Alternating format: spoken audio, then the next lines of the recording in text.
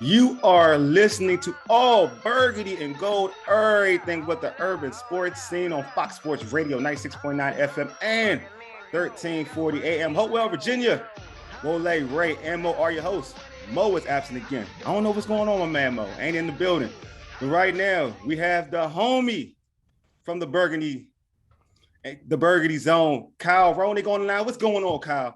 Hey, thank you so much for having me on here, Wole. You know, we've had you on as a guest on our show. It's about time that I came on here and was able to talk some ball with you and old Ray. It's about darn time, man, for real. You know what I mean? Like, first off, can you tell our listeners about your show? Yeah, of course. It's called the Burgundy Zone. We cover strictly the Washington football team. Me and my two co-hosts, Mike Hall and Mike Reed, the two Mikes that you obviously know of. But also we have a website, theburgundyzone.com, where we come out with articles over the team. But currently Mike Reed has a 10-part series, The Dumpster Files of Being a Washington Fan, over Snyder's tenure that he's slowly coming out with. Part 5 just got released yesterday. Hey, I mean, both of your co-hosts are amazing. Hilarious individuals. Ray, you have to Ray. I wish Ray could be on your show. I've watched, man, definitely, and you guys are crazy. Y'all trying to get blocked on Twitter, man, by watching the football. Right, dude, it's Reed, man. It's got a real Reed in sometimes. He gets a little bit too crazy, man. Oh man, hey, Ray, you want to read our our iTunes and stuff, whatnot, dog? You want to put that out there, Ray? Well, that's cool, brother. Subscribe to our podcast on Spotify, Stitcher, iTunes, and Google Podcasts. Just search All Burgundy Go Errrything.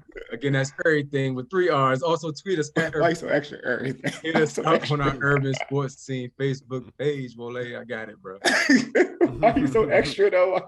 Hey, you the one that came up with the whole Errrything. You know, I was cool with just everything. No, I didn't want every. I will represent the area. I'm not gonna say every. We don't say every. We say Erry. Don't do us like that. Hey, it's time for the pregame. Here's what we have on tap. We'll recap the Washington football team's first preseason game against New England Patriots and their upcoming preseason game against the Cincinnati Bengals. All right, so first preseason game out the way now. I don't know how much stock you put into it. Ron didn't look happy to me. Were you happy with the play of the first unit, Kyle?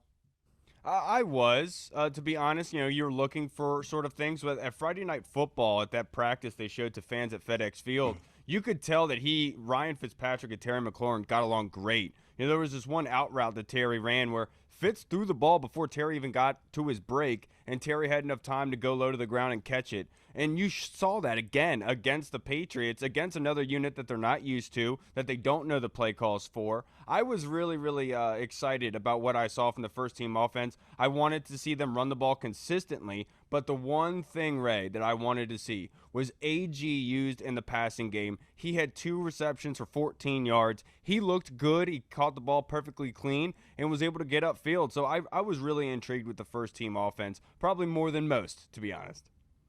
Okay. So short yards running, short yardage. You were cool with that? My bad. Oh yeah, absolutely. I know that they're gonna struggle, especially early on, with running the football, with having these new guys here. You know, Charles Leno coming over from Chicago, having to be there at left tackle, and then there's quite possibility that Eric Flowers could be that first guard at left guard there, and then adding in Sam Cosmi to that right side. You know, you're kind of gelling, going through the motions. So I did want to see how well they ran the football. I know they only averaged 3.9 on the ground in the game, which isn't crazy. But at the same time, you look at the Patriots, they averaged 7.2. But if you take away that 91-yard run, you take that away, their average drops to 3.6. They had 24 carries and 88 yards besides that 91-yarder. So I was really intrigued by the first team, and not even including, Chase Young. I mean, all offseason, everyone's been talking about he's a dominant run defender. He needs that niche. He needs that pass rush. He needs that repertoire. He needs that ability to get to the quarterback.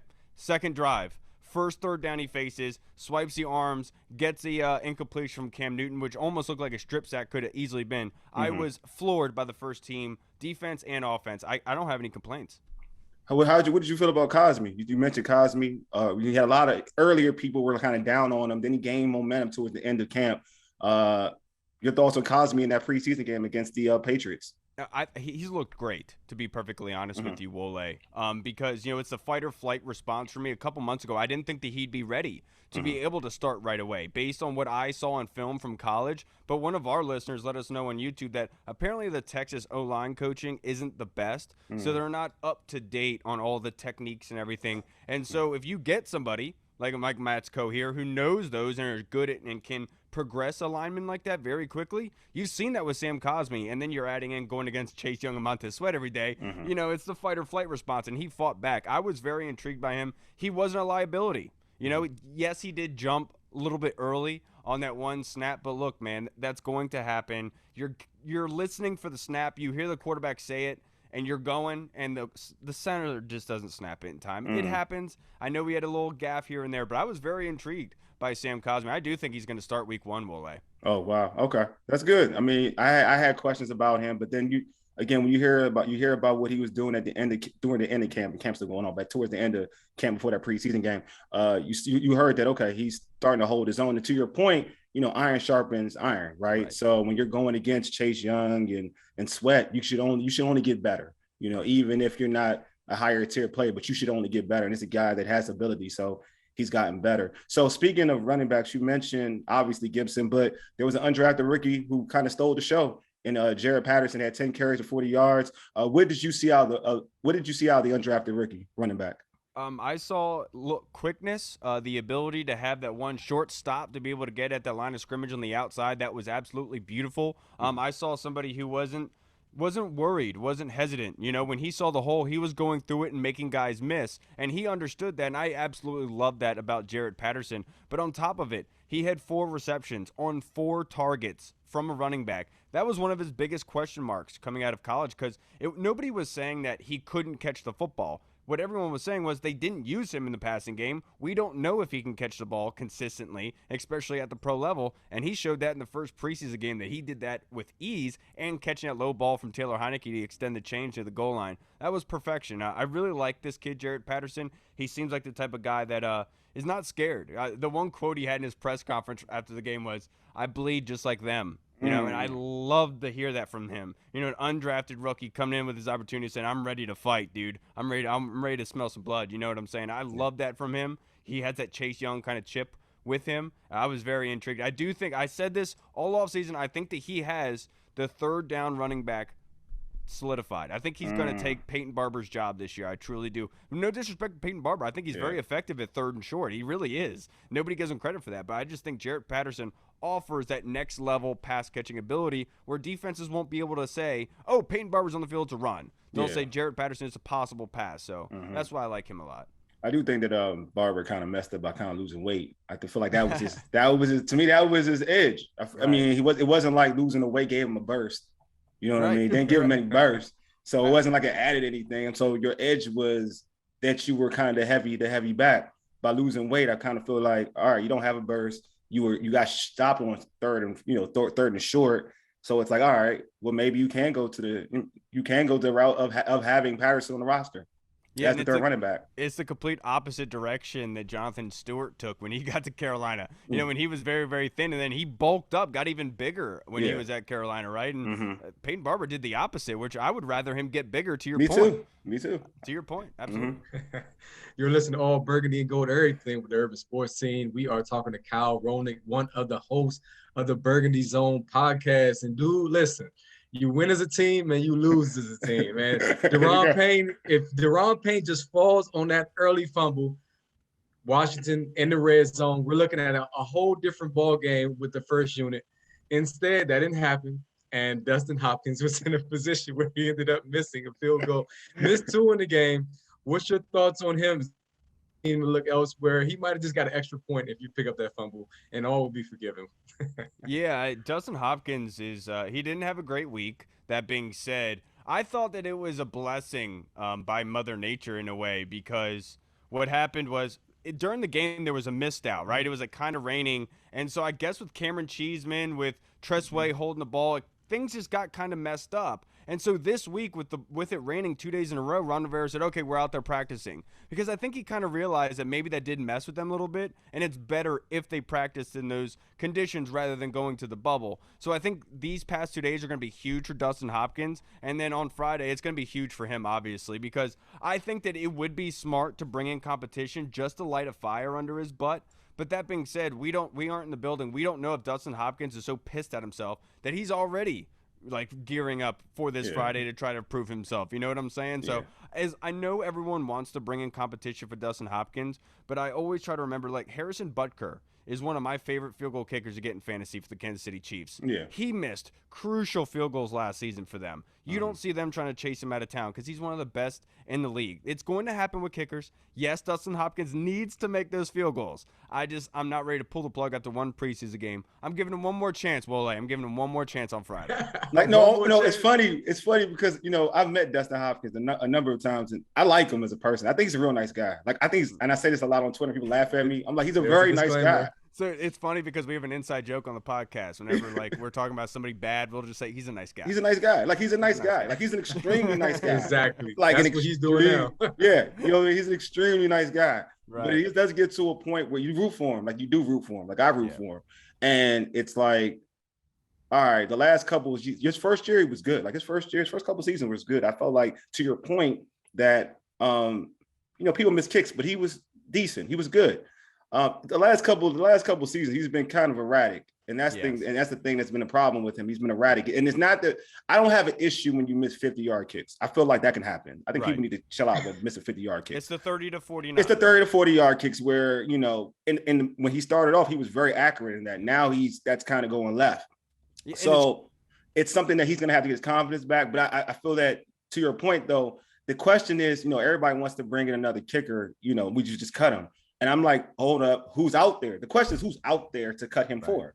Like, and the thing too that you want, I think that what I don't get with Rivera, it's like you should have already brought somebody in terms of competition. Right. You've preached competition since you've been here.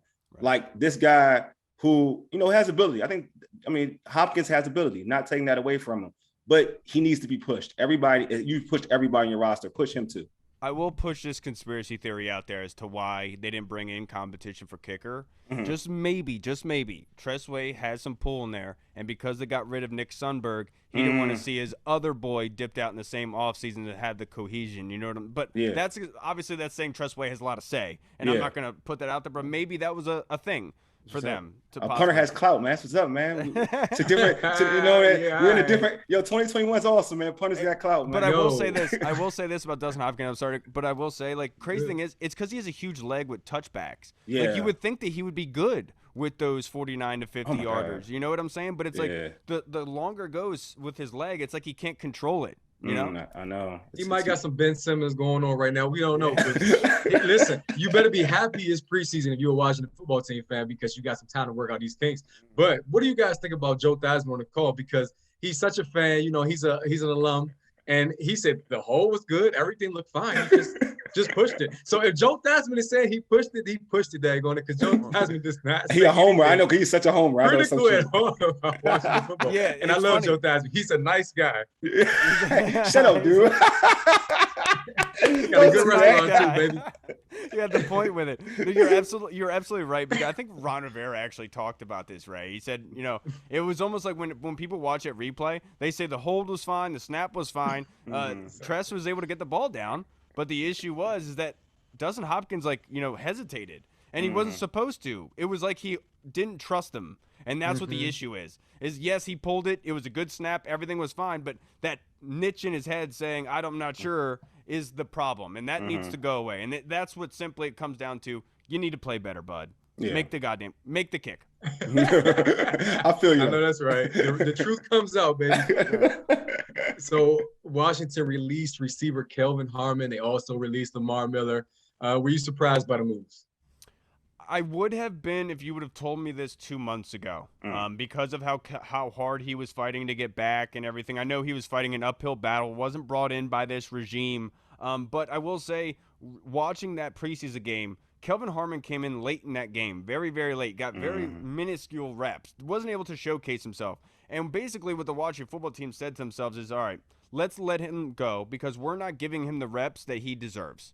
Straight up, that's what they said. And he deserves reps. He's very, very good. Let's let him go out there so he can test free agency, let him test who he can go to, and let him decide where he can go and be able to be ready for week 1 because I think he'd be perfect for the Ravens. You know, their first-round pick, Rashad Bateman, goes out, going to be out multiple weeks. You need somebody, a consistent hands to bring in the meantime. Kelvin Harmon for cheap would be perfect for them, in my opinion. So it wasn't surprising now, just based on what I had saw against the Patriots. With how many plays he was getting, it seemed like their attention was elsewhere, if that makes sense. Yeah, and it's also it's no knock on. I know everybody's been kind of getting on the young quarterback in Steven Montez, but it also wasn't fair. I mean, just because where he's at in the passing game, where he's at, it wasn't fair to Harmon or any of the wide receivers, to be honest with you. They want to get an honest look in terms of trying to say, all right, this is what I have to offer. This is what I can do against other competition.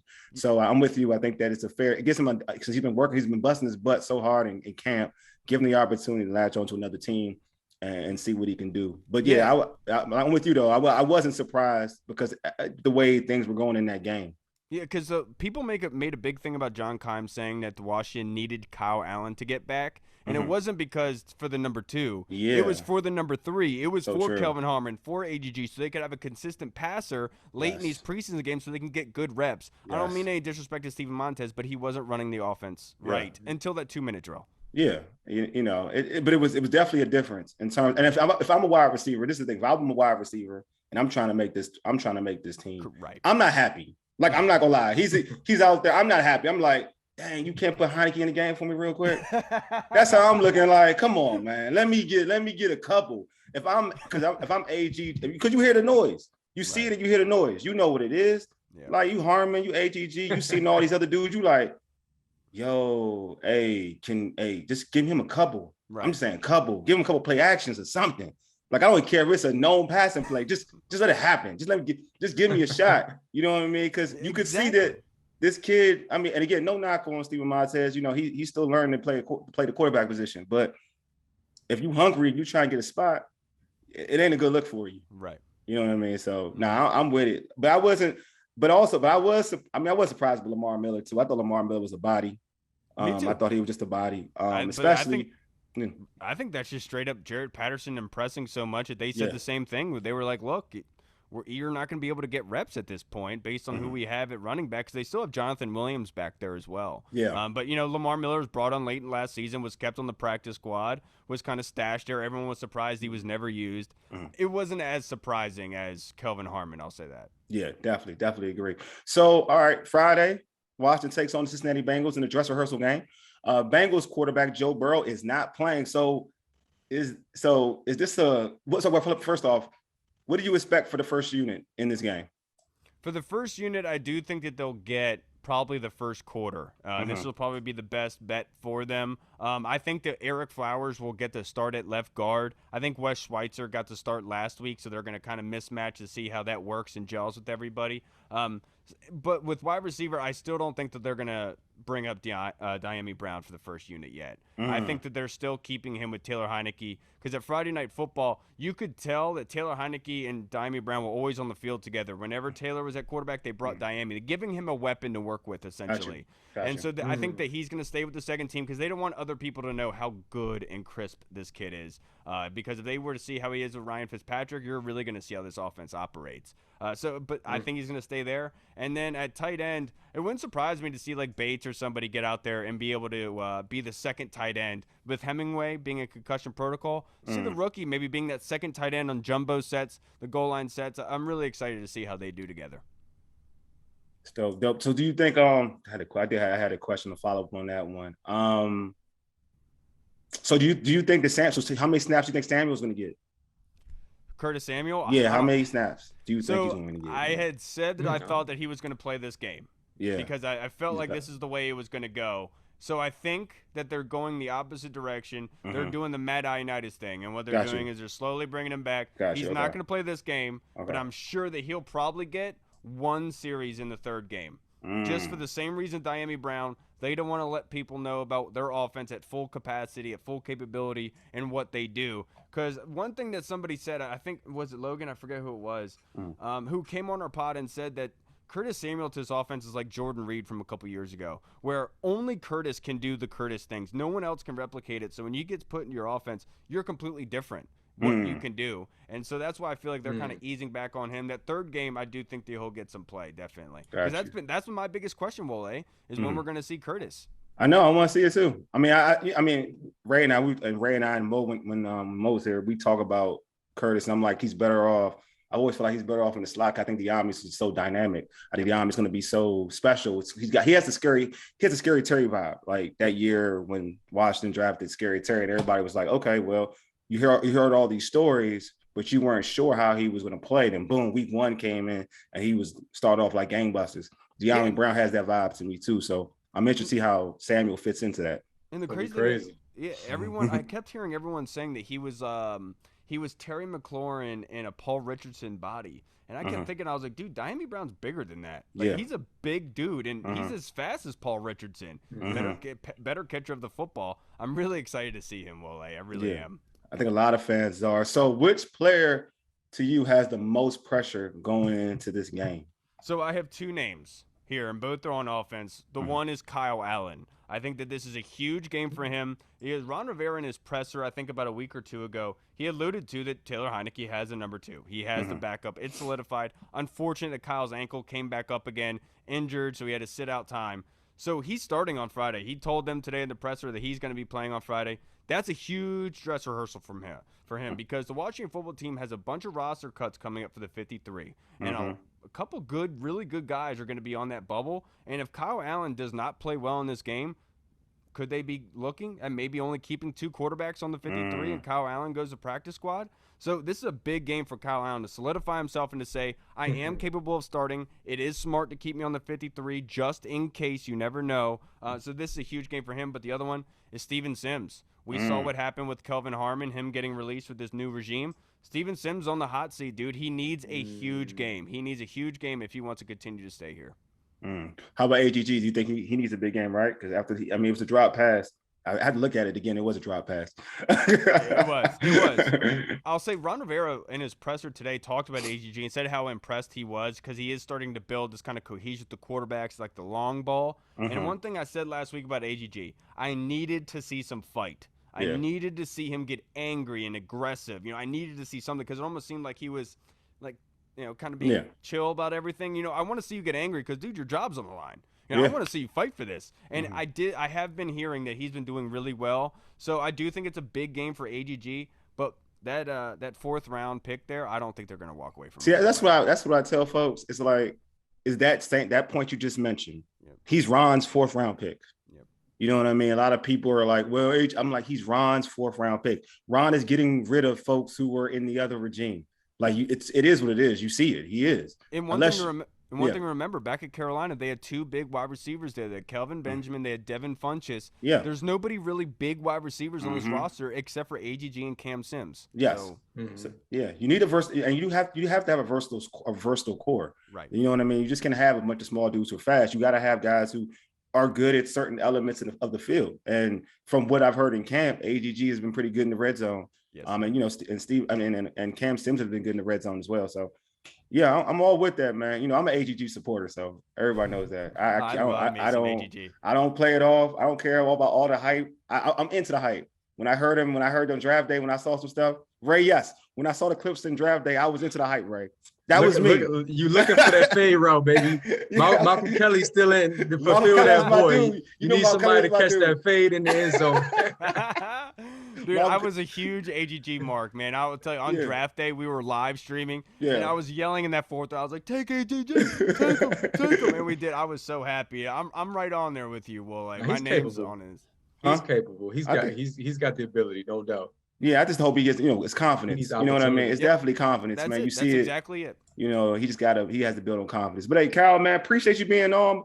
Before we let you go, let our listeners know how they can catch you on social media and how can they subscribe to your podcast as well. Of course, you can find me on Twitter at the Burgundy Zone. You can also find us on Instagram at the Burgundy Zone or on Facebook. All of our episodes are released Tuesdays and Thursdays. We'll be adjusting that once the season comes around. We'll make an announcement for that. But you can find us on YouTube, iTunes, Spotify, Google Pods. We're all over the place. Any type of podcast platform we're on. And I really appreciate you guys having me on. It was a lot of fun. Wole, it was an honor to come on here and talk some ball with you, brother. Oh man, we appreciate you. We appreciate you, Kyle, man. Finally, I'm glad that you got to be on, man. Yeah, you know what I mean? Like, I gotta get Ray on your show because Ray's a hilarious dude. I know he's hilarious, but he's also an Eagles fan, right? No, not Eagles. Man, you want me to be Eagles fan? I know. I like Ryan Kerrigan, I do, but no, but I was thinking of I mixed your name up, Ray. I'm sorry. I was thinking the other Mo, who's not here. Oh yeah, he's a Giants fan. Giants fan. That's what it is. Oh yeah, he's a Giants fan. No, Ray's cool. Ray's a Falcons fan. I'm cool with that, man. And real talk, I'm be honest with you on this show. Ray has been, when I was a negative one last year, he was a positive one. I will. He's the one who said that they were going to the playoffs and everything. Because he's subjective. That's what I'm talking about, Ray. Yeah. That's what I'm talking about, dude. Because a lot of times as fans, the nerves, the anxiety of the past comes around. You're like, is it true? Is it true? Yeah. I'm right there with you, Ray. I saw the signs last preseason too, man. I thought they were a playoff team. Ray thinks they can even be special this year, right, Ray? No, I think NFC Championship game, really? If all things come together, you got the offensive line, which looked good in the preseason, right? The defense speaks for itself.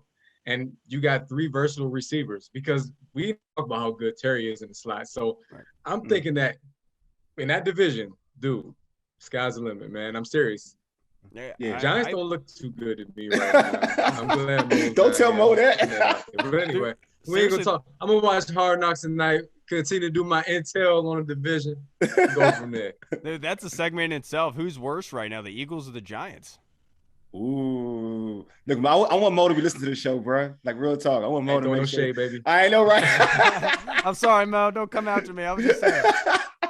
Hey, subscribe to our podcast on Spotify, Stitcher, iTunes, and Google Podcasts. Search all Burgundy and Gold, everything with the Urban Sports Scene. Also tweet us at Urban Sports Scene and hit us up on our Urban Sports Scene Facebook page. Anyway, appreciate my man Kyle for being on. Ray, as always, you've been listening to all Burgundy and Gold, everything with the Urban Sports Scene on Fox Sports Radio 96.9 FM and 1340 AM. Hopewell, Virginia, for ages. You dig? Deuces. Hey, Mega, lead us out, big homie. Peace.